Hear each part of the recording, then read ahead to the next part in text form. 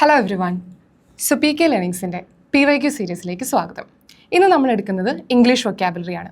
So 2020 തൊട്ടുള്ള എല്ലാ വർഷങ്ങളിലെയും ഇംഗ്ലീഷിൻ്റെ എല്ലാ PYQസും നമ്മൾ സോൾവ് ചെയ്യുന്നുണ്ട്. ഇത് നമ്മൾ കൃത്യമായി ഗ്രാമർ, വൊക്കാബുലറി എന്ന രണ്ട് കാറ്റഗറികളിലാക്കിയിട്ടാണ് സോൾവ് ചെയ്യുന്നത്. 2020 എല്ലാ PYQസും നമ്മൾ പരിശോധിച്ച് കഴിയുമ്പോൾ മനസ്സിലാവും ഏതാണ്ട് 50ഓളം ചോദ്യങ്ങളാണ് വൊക്കാബുലറി എന്നൊരു സെക്ഷനിൽ നിന്ന് മാത്രമായി വന്നിരിക്കുന്നത്. ഗ്രാമറിൽ നിന്നാണെങ്കിൽ ഇറ്റ്സ് അബൌട്ട് 100+ ക്വസ്റ്റ്യൻസ്, ഏതാണ്ട് 120ഓളം ക്വസ്റ്റ്യൻസ് നമ്മൾ ക്യൂറേറ്റ് ചെയ്ത് വെച്ചിട്ടുണ്ട്. ഇന്ന് നമ്മൾ എടുക്കുന്നത് ഇംഗ്ലീഷ് വൊക്കാബുലറിയിലെ 2020 singular and plural, change of gender, collective nouns, compound words, synonyms and antonyms എന്നീ ടോപ്പിക്കുകളിലെ ക്വസ്റ്റ്യൻസ് ആണ്. സോ വൺ ബൈ വൺ ആയി നമുക്കിതെല്ലാം നോക്കാം. സിംഗുലർ ആൻഡ് പ്ലൂറൽ ഈസിയാണ്, നമുക്കറിയാം. ഏതൊരു വേർഡ് കിട്ടിക്കഴിഞ്ഞാലും അതിൻ്റെ ബേസിക് റൂൾ എന്ന് പറയുന്നത് എന്താണ്? ഒറ്റയ്ക്ക് നിൽക്കുന്ന ഒരു വാക്കാണെങ്കിൽ അതിൻ്റെ കൂടെ ഒരു എസ് ആഡ് ചെയ്ത് കൊടുത്താൽ സിംഗുലറിനെ പ്ലൂറൽ ആക്കുക എന്നുള്ള ബേസിക് റൂൾ നമുക്ക് എല്ലാവർക്കും അറിയാം. അത് വെച്ചിട്ട് നമുക്ക് ഫസ്റ്റ് ക്വസ്റ്റ്യൻ ഒന്ന് ആൻസർ ചെയ്ത് നോക്കാം. ഫസ്റ്റ് ക്വസ്റ്റ്യൻ വരുന്നത് സൺ ഇൻ ലോ. നമുക്കറിയാവുന്ന റൂൾ എന്താ? ഉള്ള വേർഡിൻ്റെ കൂടെ ഒരു എസ് ആഡ് ചെയ്യുക. ഈ സൺ ഇൻ ലോയിൽ എവിടെ എസ് ആഡ് ചെയ്താലാണ് ഇതിനെ പ്ലൂറൽ ആക്കുക എന്നുള്ളതാണ് ക്വസ്റ്റ്യൻ വരുന്നത്, അല്ലേ? സൺ ഇൻ ലോയുടെ പ്രത്യേകത എന്താ? ഇത് ഒരു വാക്കല്ല, 3 വാക്കുകളുണ്ട്. സണ്ണുണ്ട്, ഇന്നുണ്ട്, ലോ ഉണ്ട്. ഇതിൽ എവിടെ എസ് ആഡ് ചെയ്യണം എന്നുള്ളതാണ് question. So son in law compound വേർഡാണ് എന്ന് മനസ്സിലാക്കി കഴിഞ്ഞാൽ, കോമ്പൗണ്ട് വേർഡ് എന്ന് വെച്ചാൽ എന്താണ്? ഒന്നിലധികം വാക്കുകൾ കൂടി ചേർന്നുണ്ടാവുന്ന ഒരു വേർഡിനെയാണ് കോമ്പൗണ്ട് വേർഡ് എന്ന് പറയുന്നത്. ഈ 4 ഓപ്ഷൻസ് തന്നിരിക്കുന്നത് നമുക്ക് plural of son in law കണ്ടുപിടിക്കണമെങ്കിൽ അത് കറക്റ്റ് വേർഡിൻ്റെ കൂടെ എസ് ആഡ് ചെയ്യാൻ പഠിച്ചാൽ മതി. സൺ ഇൻ ലോ എന്ന വേർഡിൽ കൃത്യമായി കറക്റ്റ് നൗൺ ഏതാണെന്ന് കണ്ടുപിടിച്ച് കഴിഞ്ഞാൽ, അല്ലെങ്കിൽ ഏറ്റവും പ്രധാനപ്പെട്ട നൗൺ ഏതാണെന്ന് നമുക്ക് അറിയാമെങ്കിൽ ഇതിനകത്ത് ആൻസർ കണ്ടുപിടിക്കാൻ എളുപ്പമാണ്. സോ ഇതിനകത്ത് ആൻസർ വരുന്നത് സൺസ് ഇൻ ലോ ആണ്. കാരണം ഇതിനകത്ത് സൺ ഇൻ ലോയിൽ ഏറ്റവും ഇമ്പോർട്ടൻറ്റ് നൗൺ ഏതാണ്?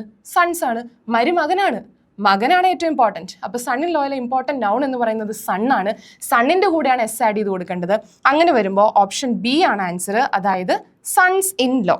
Okay, son in law. ഇതിൻ്റെ നമുക്ക് മറ്റ് എക്സാമ്പിൾസ് നോക്കുകയാണെങ്കിൽ man of war, men of war ആവും. നമുക്കറിയാം മാൻ്റെ പ്ലൂറൽ മെൻ ആണ്. സോ ഇവിടെ മാൻ ഓഫ് വാർ എന്നുള്ളത് മെൻ ഓഫ് വാർ ആവും. ഡോട്ടർ ഇൻ ലോ എന്നുള്ളത് സൺ ഇൻ ലോയുടെ അതേ കോമൺ സെൻസ് വെച്ച് നമ്മൾ എടുത്തു കഴിഞ്ഞാൽ ഡോട്ടർ ഇൻ ലോ എന്നുള്ളത് ഡോട്ടേഴ്സ് ഇൻ ലോ ആവും.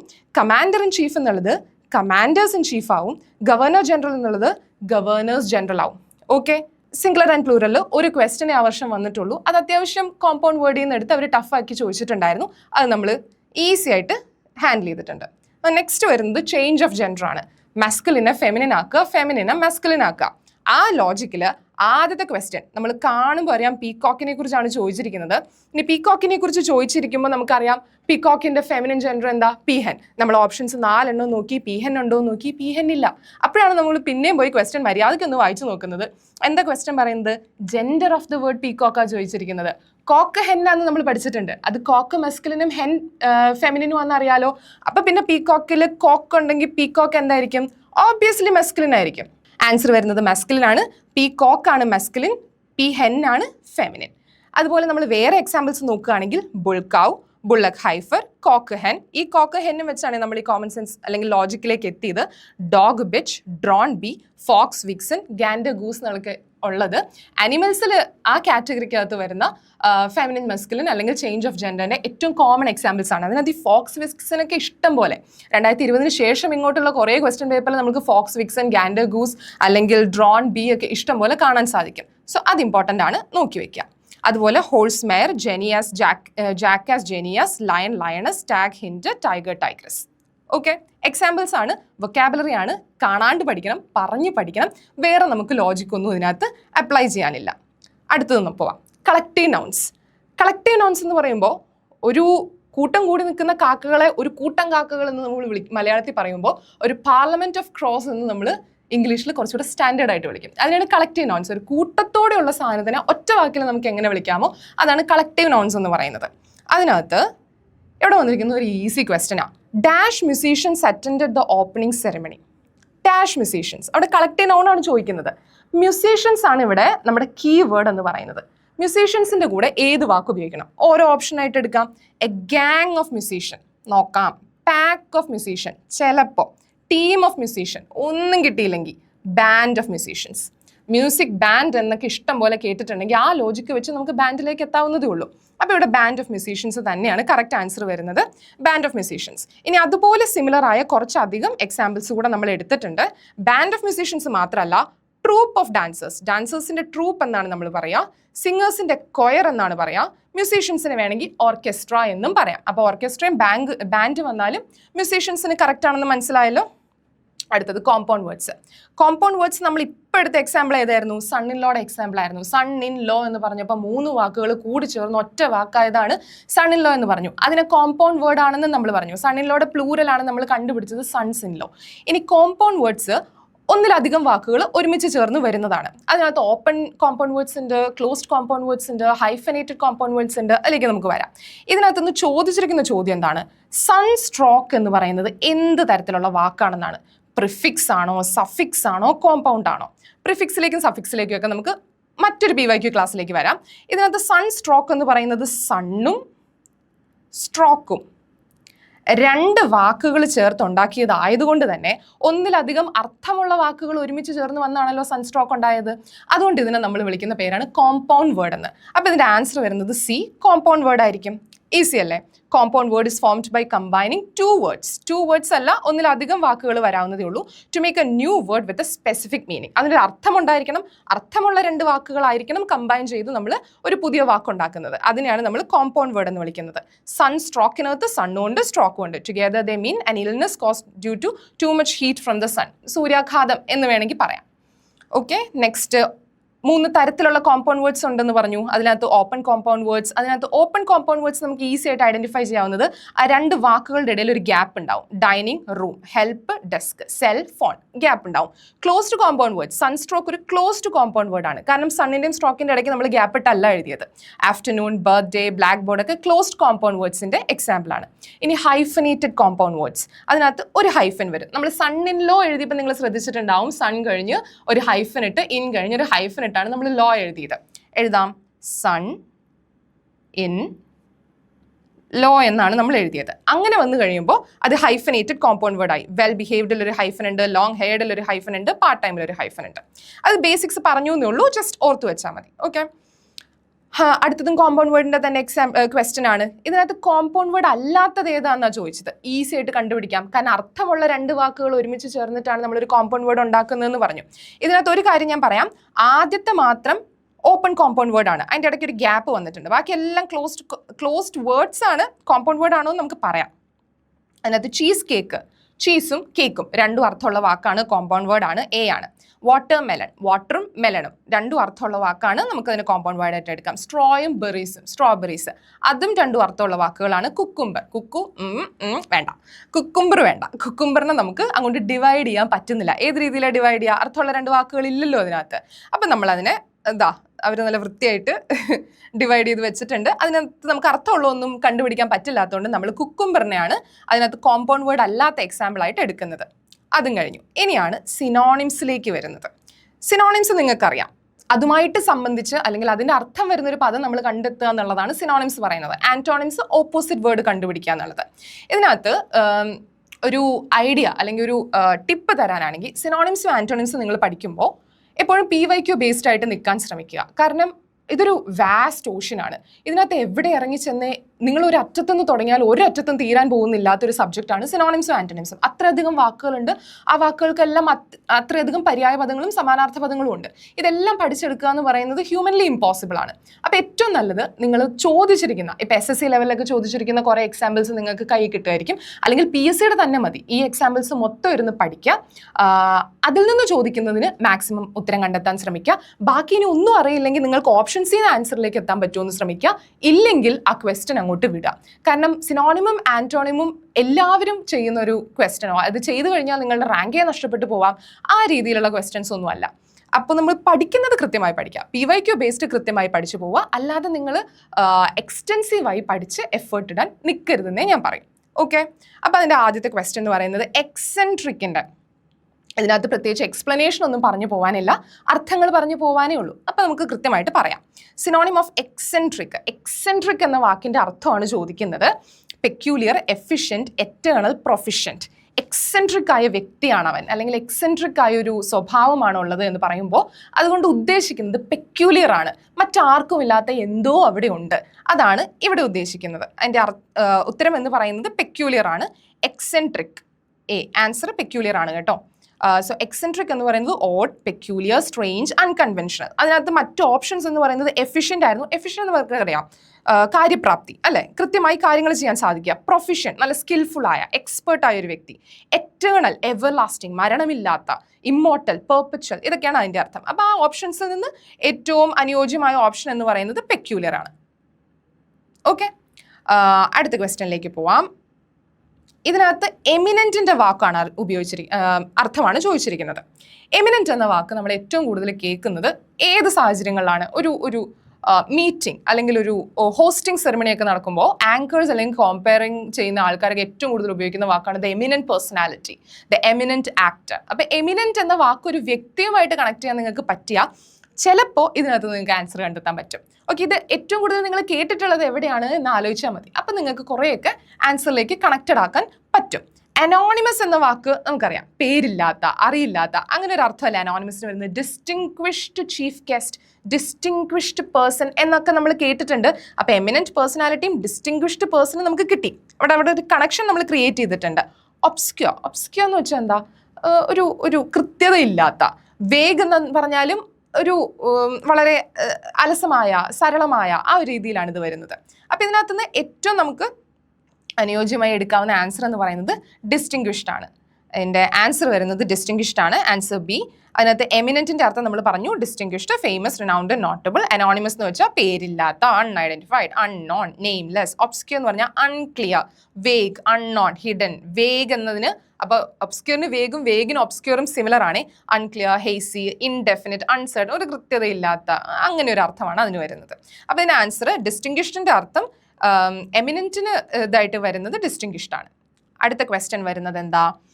ഓക്കെ, ഇത് ഒരു കറക്റ്റ് വേർഡ് വെച്ച് ഇവിടെ നമ്മൾ ഫിൽ ചെയ്യണം. ഗുഡ്, ഇൻ്റലിജൻറ്റ്, ആൻഡ് അവിടെ ഒരു ഫിൽ ഇൻ ദ ബ്ലാങ്ക്സ് ആണ്. കോമ്പാക്റ്റ് എന്ന് പറഞ്ഞാൽ എന്താണ്? ഒതുക്കി വെച്ചിരിക്കുന്ന, അല്ലെങ്കിൽ കോമ്പോണൻറ്റ് എന്ന് പറഞ്ഞാൽ it's A part of that അല്ലേ, കോമ്പോണൻറ്റ്, അതിൻ്റെ ഒരു കോമ്പോണൻ്റ് ആണത്. അല്ലെങ്കിൽ കംപ്ലീറ്റ് എന്ന് പറഞ്ഞാൽ പൂർത്തീകരിച്ച. ഇതിനകത്ത് കോമ്പീറ്റൻറ്റ്, ഒരാളുടെ ക്വാളിറ്റീസിനെ കുറിച്ചാണ്. ഗുഡ്, ഇൻ്റലിജൻറ്റ്, അപ്പോൾ ഒരു ക്വാളിറ്റി കൂടിയല്ലേ വേണ്ടത്. ഇതിനകത്ത് കോമ്പാക്റ്റ് ആണെങ്കിലും കമ്പോണൻ്റ് ആണെങ്കിലും കംപ്ലീറ്റ് ആണെങ്കിലും ഇവിടെ ക്വാളിറ്റി ഡിഫൈൻ ചെയ്യുന്ന ഒന്നുമല്ല. ഇവിടെ ക്വാളിറ്റി ഡിഫൈൻ ചെയ്യുന്നത് കോമ്പീറ്റൻറ്റ് തന്നെയാണ്. അപ്പോൾ കോമ്പീറ്റൻറ്റ് സി ആണ് ഇവിടെ ആൻസർ ആയിട്ട് വരുന്നത്. കോമ്പാക്റ്റ് എന്ന് വെച്ചാൽ dense, tight, condensed, compressed. Competent എന്ന് വെച്ചാൽ കേപ്പബിൾ, സ്കിൽഡ്, എഫിഷ്യൻറ്റ്, ക്വാളിഫൈഡ്. അവിടെയാണ് നമ്മൾ ക്വാളിറ്റി കാണുന്നത്. അപ്പോൾ സെൻറ്റൻസിൽ നിന്ന് നമുക്ക് ഓപ്ഷനിൽ നിന്ന് കറക്റ്റ് ആൻസർ എടുക്കാൻ പറ്റുമോ, അല്ലെങ്കിൽ 4 ഓപ്ഷൻ തന്നിരിക്കുന്നതിൽ നിന്ന് ഏതൊക്കെ എലിമിനേറ്റ് ചെയ്തിട്ട് ഒരു 2 എണ്ണത്തിലേക്കെങ്കിലും എത്താൻ പറ്റുമോ എന്ന് നോക്കി നമ്മൾ ആൻസർ കണ്ടുപിടിക്കുന്ന രീതിയാണ് ഇത്. കമ്പോണൻറ്റ് എന്ന് പറയുമ്പോൾ പാർട്ട്, എലമെൻറ്റ്, പീസ്. കംപ്ലീറ്റ് എന്ന് പറയുമ്പോൾ ഹോൾ, ഫിനിഷ്ഡ്, എൻറ്റയർ. ബാക്കി 3 അത്യാവശ്യം നമുക്ക് ആൻസർ കിട്ടാവുന്നതാണ്, അല്ലെങ്കിൽ അർത്ഥം കണ്ടുപിടിക്കാവുന്നതാണ്. അതുകൊണ്ട് നമുക്ക് കോമ്പീറ്റൻറ്റ് തന്നെ ആൻസർ എടുക്കാം.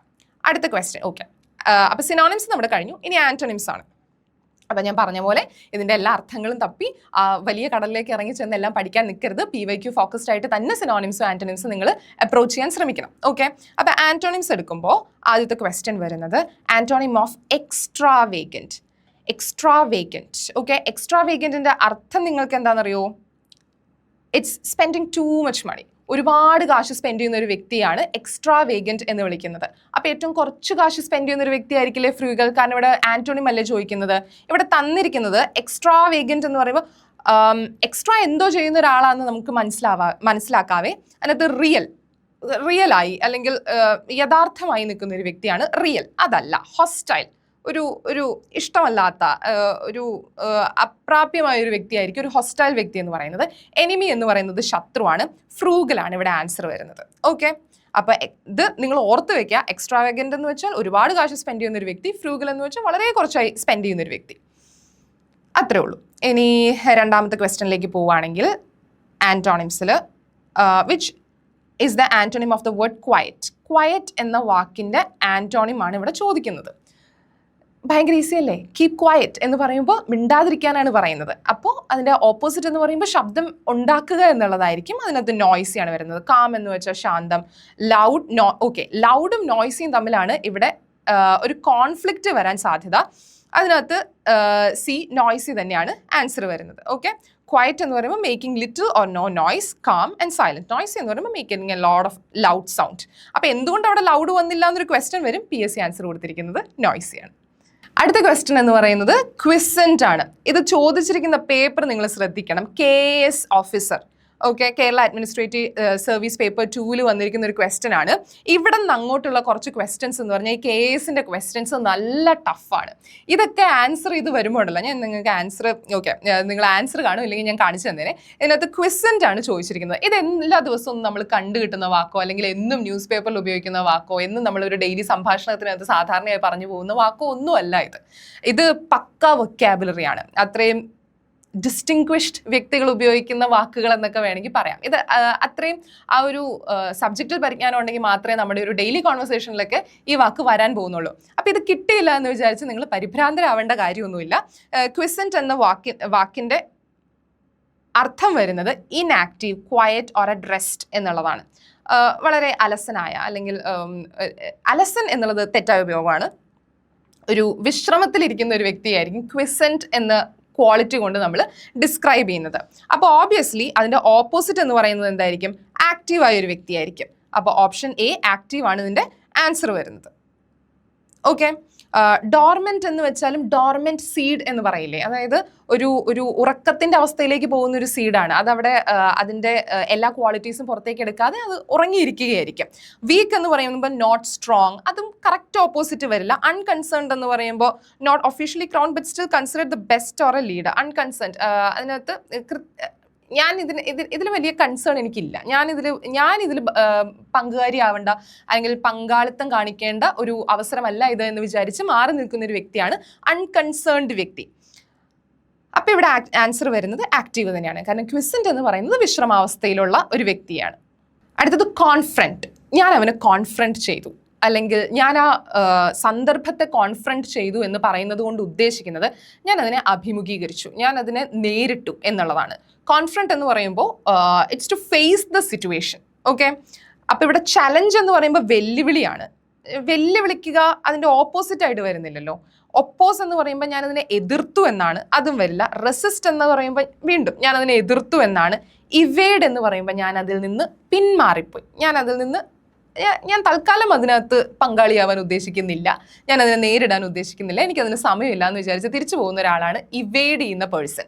ഓക്കെ, അപ്പോൾ ഇതിന് ആൻസർ വരുന്നത് എന്താണ്? C, ഇവേഡ് ആണ്. കോൺഫ്രണ്ട് എന്ന് വെച്ചാൽ to face someone or deal with a problem directly. Direct confrontation എന്ന് പറഞ്ഞാൽ അതാണ്. Evade, to avoid or escape from something, especially question or responsibility. ഒരു ചോദ്യത്തിൽ നിന്നോ ഒരു ഉത്തരവാദിത്വത്തിൽ നിന്നോ മടങ്ങിപ്പോകുന്ന ഒരു വ്യക്തിയാണ് ഒരു സന്ദർഭത്തെ ഇവേഡ് ചെയ്യുന്ന വ്യക്തി. ഓക്കെ, അടുത്ത ക്വസ്റ്റ്യനിലേക്ക് പോവാം. വീണ്ടും ICDS സൂപ്പർവൈസറിൽ വന്നിരിക്കുന്ന ക്വസ്റ്റ്യൻ ആണ്. KSന്റെ ഇനി കുറച്ചധികം നല്ല ക്വസ്റ്റ്യൻസ് ഉണ്ട്. He is tall but his sister is dash. ടോളിൻ്റെ ഓപ്പോസിറ്റ് ആണ് ചോദിച്ചിരിക്കുന്നത്. ഇവിടെ നമുക്ക് ഇതിൻ്റെ ഓപ്പോസിറ്റ് ആണ് ചോദിച്ചിരിക്കുന്നതെന്ന് ഇവിടെ എഴുതിയിട്ടുണ്ട്. എന്നാലും ബട്ട് വന്നതുകൊണ്ട് നമുക്ക് മനസ്സിലാവും he is tall but she is. Okay, അവന് പൊക്കമുണ്ട് പക്ഷേ അവൾക്ക് പൊക്കമില്ല എന്ന് പറയണമെങ്കിൽ അവിടെ ആന്റണിം ആയിരിക്കണ്ടേ ചോദിക്കേണ്ടത്, ഓപ്പോസിറ്റ് ആയിരിക്കണ്ടേ അവർ ഉദ്ദേശിക്കേണ്ടത്. അപ്പോൾ ഈ opposite of the word underlined എന്ന് അവർ ബ്രാക്കറ്റിൽ തന്നിട്ടില്ലെങ്കിലും നിങ്ങൾ കോമൺ സെൻസ് ഉപയോഗിച്ച് മനസ്സിലാക്കണം അവിടെ ഓപ്പോസിറ്റ് തന്നെയാണ് ചോദിക്കുന്നതെന്ന്. ബാക്കി നമുക്കറിയാം ടോളിൻ്റെ ഓപ്പോസിറ്റ് ഷോർട്ടാണ്. അതിന് എക്സ്പ്ലെയിൻ ചെയ്യേണ്ട കാര്യമല്ലോ, ടോളിൻ്റെ ഓപ്പോസിറ്റ് ഷോർട്ടാണ്. ഇനി അടുത്ത ക്വസ്റ്റ്യൻ വരുന്നത് ഫുഡ് സേഫ്റ്റി ഓഫീസറിൻ്റെ ക്വസ്റ്റ്യൻ ആണ്. Opposite of diligent. ഡിലിജൻറ്റ് എന്ന വാക്കിൻ്റെ ഓപ്പോസിറ്റ് ആണ് ചോദിക്കുന്നത്.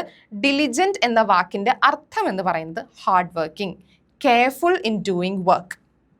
വളരെ കൃത്യമായി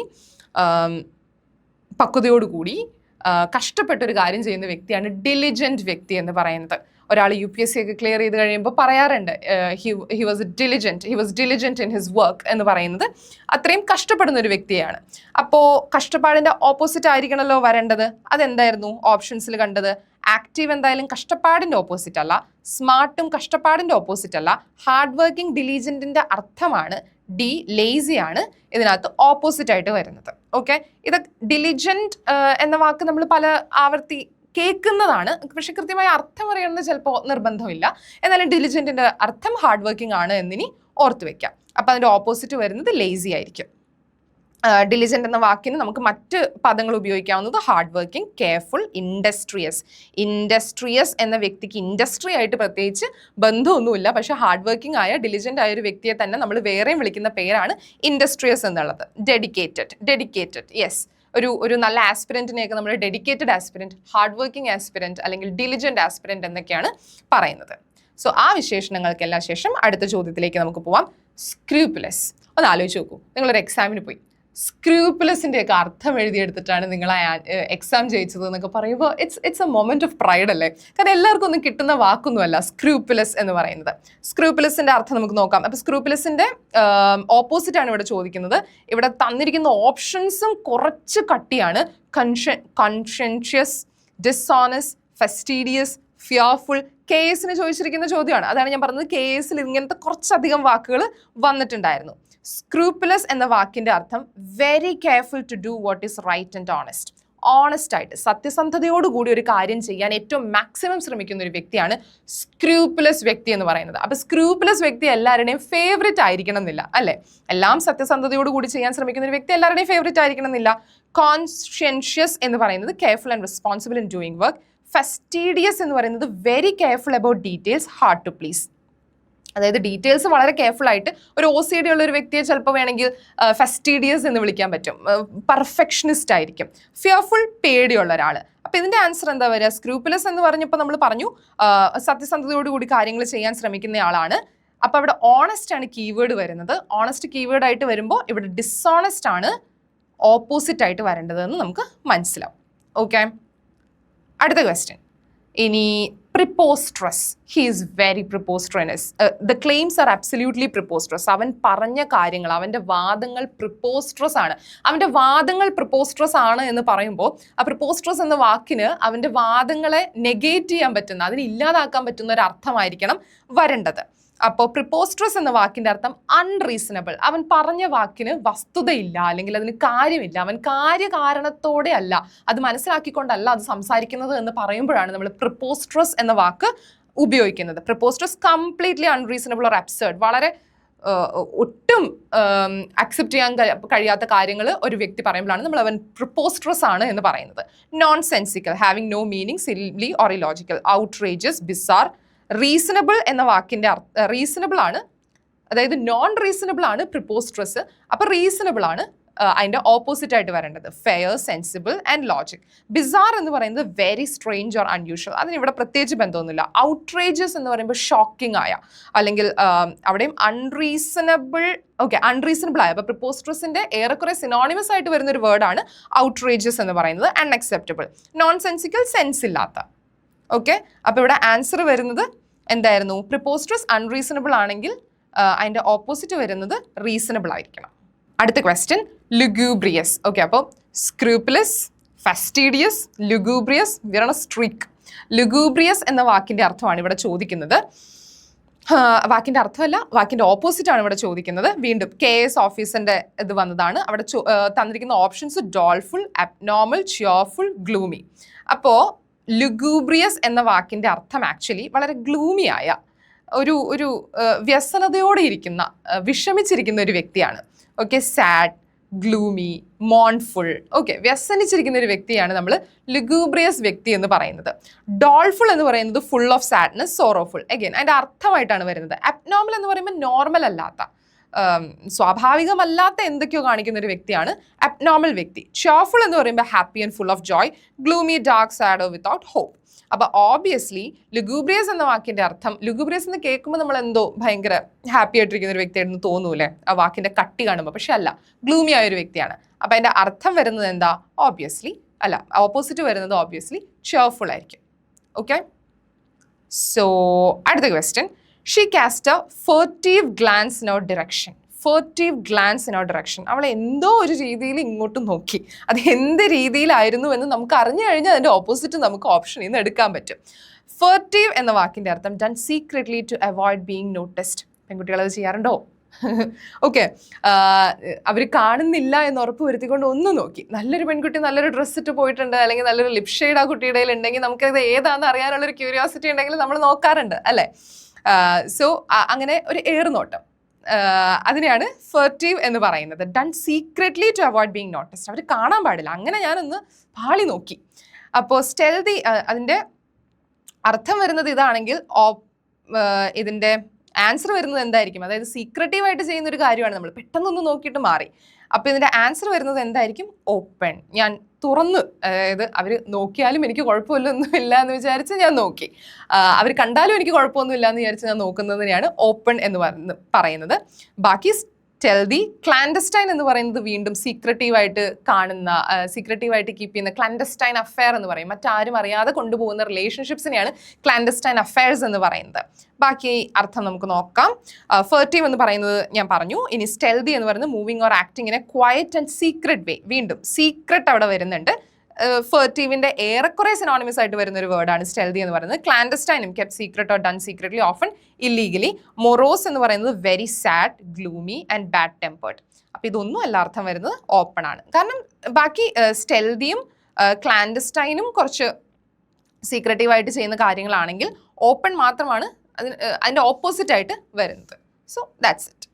ഇംഗ്ലീഷിൻ്റെ ഇപ്പം നമ്മൾ എടുത്ത ടോപ്പിക്സ് എന്ന് പറയുന്നത് singular and plural, change of gender, collective nouns, compound nouns, പിന്നെ സിനോണിംസ് ആൻഡ് ആന്റോണിംസ്. ഇത്രയും ടോപ്പിക്സിൽ നിന്നാണ് നമ്മൾ ഇന്ന് ക്വസ്റ്റ്യൻസ് എടുത്തത്. അപ്പോൾ നിങ്ങൾക്ക് ഒരു കാര്യം മനസ്സിലായിട്ടുണ്ടാവും, എല്ലാ ടോപ്പിക്കിനും ഒരേ വെയിറ്റേജ് കൊടുത്തല്ല പഠിക്കേണ്ടത്. ഇപ്പോൾ സിംഗുലർ ആൻഡ് പ്ലൂറലൊക്കെ ഒരു കൃത്യം നമ്പർ ഓഫ് വേർഡ്സ് നമുക്ക് പഠിക്കാൻ തന്നിട്ടുണ്ട്. അത് ഏതൊരു റാങ്ക് ഫയലിൽ നിന്ന് നിങ്ങൾ അത്രയും തന്നെ പഠിച്ചു കഴിഞ്ഞാൽ നിങ്ങൾക്ക് അതിൽ നിന്ന് ചോദിക്കാവുന്ന ചോദ്യത്തിന് ഉത്തരം എഴുതാൻ പറ്റും. അറ്റ്ലീസ്റ്റ് നിങ്ങൾക്ക് ഓപ്ഷൻസിൽ നിന്നെങ്കിലും റോങ് ഓപ്ഷൻസ് ഡിലീറ്റ് ചെയ്ത് കറക്റ്റ് ആൻസറിലേക്ക് എത്താൻ പറ്റും. പക്ഷേ സിനോണിംസ് ആൻഡ് ആന്റോണിംസിലൊന്നും നിങ്ങൾ ഒരുപാട് സമയം സ്പെൻഡ് ചെയ്യരുത്. കൃത്യമായിട്ട് പഠിക്കേണ്ടത് മാത്രം പഠിക്കുക, അല്ലെങ്കിൽ PYQസിൽ ചോദിച്ചിട്ടുള്ള ക്വസ്റ്റ്യൻസ് മാത്രം പഠിച്ചു പോവുക. അതിൽ നിന്ന് ആൻസറിലേക്ക് എത്താൻ നോക്കുക. ഇനി കിട്ടിയില്ലെങ്കിൽ വേണ്ട, അതവിടെ മാറ്റി വെച്ചേക്കുക. അപ്പോൾ ഇതാണ് PYQ സെഷനിൽ നിന്ന് പറയാനുള്ളത്. സോ PYQ സീരീസ് 2020 എപ്പിസോഡ് 1 ആയിരുന്നു ഇന്ന്. അതിനകത്ത് വൊക്കാബുലറിയിൽ ഏതാണ്ട് 18ഓളം ക്വസ്റ്റ്യൻസ് ആണ് നമ്മൾ ചെയ്തത്. ബാക്കി ക്വസ്റ്റ്യൻസ് നമ്മൾ വൊക്കാബുലറിയുടെ തന്നെ 2020യുടെ കവർ ചെയ്യുന്നതായിരിക്കും. ഗ്രാമറിന് പുതിയ എപ്പിസോഡ് വരും. So stay tuned. ബൈ.